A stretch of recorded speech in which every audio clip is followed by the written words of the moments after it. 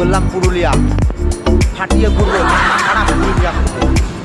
দেখা যাক কত কি ঘুরতে পারি, তোমরা সাথে থাকবে। ওকে, যার চ্যানেলটাকে ফলো আর সাবস্ক্রাইব করে দেবে। বাকিটা আমি পুজো ঠিক আছে। এখন পুজোর খিদে পেয়েছে, একটু গিয়ে খেয়ে আসি। খিদে পেয়েছে, খাওয়া স্টার্ট করবো।